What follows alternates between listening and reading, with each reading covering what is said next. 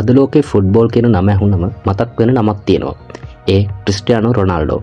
Record කඩපු champion ලීග්ස් dominate කරපු millions ගණනක ෆෑන්ස්ලාගේ hero කෙනෙක් වුණ රොනාල්ඩෝගේ ජීවිතේ ආරම්භ වුණේ ලක්සරි ලයිෆ් එකකින් නම් නෙවෙයි.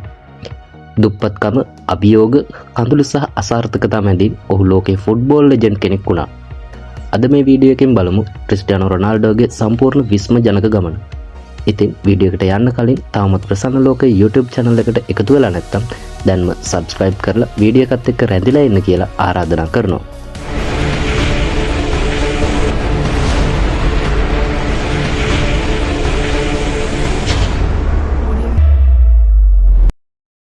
ක්‍රිස්ටියානෝ රොනාල්ඩෝ උපත ලැබලා තියෙන්නේ 1985 පෙබරවාරි 5 වෙනිදා ෆන්චල් නගරයේදී.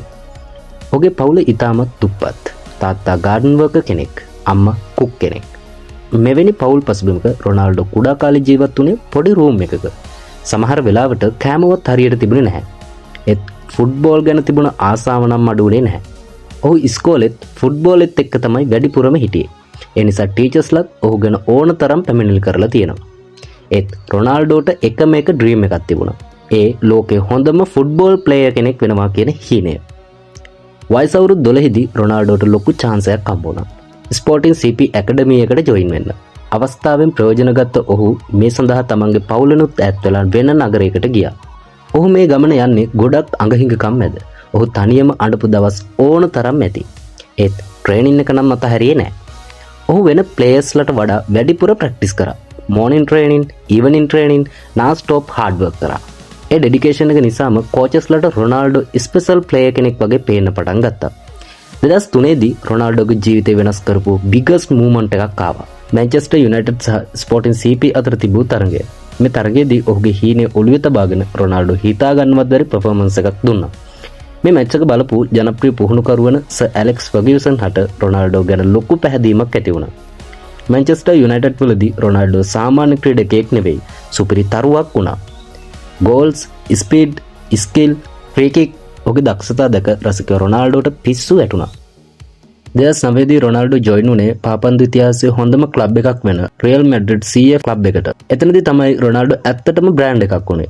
ඒ වගේම රොනාල්ඩෝ සහ මෙසි අතර එදිරිවාදිකම් ෆුට්බෝල් හිස්ටරි එකේ විශාලතම එදිරිවාදිකම වුණා. රොනාල්ඩෝ රියල් මැඩ්රිඩ් වෙනුවෙන් ගෝල්ස් 450කට වැඩිය ස්කෝර් කරලා තියෙනවා. ඔහු ක්ලබ් හිස්ටරි එකේ වැඩිම ලකුණුලාභියා බවට පත් වුණා.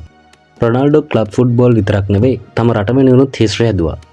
පෘතුගාල ජාතික පාපන්දු කණ්ඩායම සමග 2016 UEFA යුරෝ කප් එක ජයගත්තා.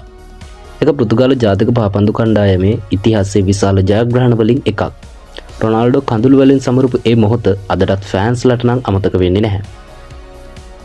ජාත්‍යන්තර පිරිමි පාපන්දු ඉතිහාසයේ වැඩිම තරඟ සංඛ්‍යාවකට, ඒ කියන්නේ තරඟ 226කට සහභාගී වී වැඩිම ගෝල සංඛ්‍යාවක් ගෝල්ස් 143ක් ලබා ගැනීමේ ලෝක වාර්තාවට හිමිකම් කියන මෙම 41 ඇවිරිදි ක්‍රීඩකයා ලෝක කුසලාන තරඟාවලි 5කට ක්‍රීඩා කර ඇති පාපන්දු ක්‍රීඩකයන් 6 දෙනාගෙන් එක් ක්‍රීඩකයෙක් වෙනවා. 2026 11 වෙනිදා ආරම්භ වීමට නියමිත පාපන්දු ලෝක කුසලාන තරඟාවලියටද ක්‍රිස්ටියානෝ රොනාල්ඩෝ එකතු වෙන්නේ ඔහුගේ 6 වෙනි ලෝක කුසලාන තරඟාවලියට. රොනාල්ඩෝගේ බිගස්ට් පවර් එක ටැලන්ට් එක විතරක්ම නෙවෙයි. ඔහු gym training, diet, sleep schedule, hard work හැමදේම පර්ෆෙක්ට් ඩිසිප්ලින් එකකින් කළා. ඔහු කියපු ප්‍රසිද්ධ උපුටා දැක්වීමක මෙහෙම තියෙනවා. Talent without hard work is nothing. Talent තිබුණත් වෙහෙස මහන්සිලා වැඩ කළේ නැත්නම් සක්සස් වෙන්න බෑ කියන එක. දුප්පත් පොඩි ළමයෙක් සිට ලෝකේ ශ්‍රේෂ්ඨතම පාපන්දු ක්‍රීඩකයන්ගෙන් එක්කෙනෙක් වෙනකන් ක්‍රිස්ටියානෝ රොනාල්ඩෝගේ ජර්නි එක ඇත්තටම ආශ්චර්යජනක ගමනක්. මේ වෙන විට ක්‍රිස්ටියානෝ රොනාල්ඩෝ ෆුට්බෝල් වලට විතරක් නෙවෙයි මුළු ලෝකෙටම බ්‍රෑන්ඩ් එකක්. ඒ වගේම ඔහු ලක්සරි ලයිෆ් එකක් ගත කරනවා. ජීවිතේ දිනන්න උත්සාහ කරන ඕනෑම කෙනෙකුට පටන් ගන්න විදිහට වඩා වැදගත් වෙන්නේ අවසන් කරන ආකාරය කියන වැදගත් පණිවිඩය ක්‍රියාවෙන්ම මුළු ලෝකයටම මේ වෙන විට ඔප්පු කරලා තියෙනවා. ඉතින් වීඩියෝ එක හොඳයි නම් වීඩියෝ එකට ලයික් එකක් දාන්න. channel එක subscribe කරන්න. නැවතත් අලුත් මෙවැනි වීඩියෝ එකකින් හමු වෙමු. ඔබට සුබ දවසක්.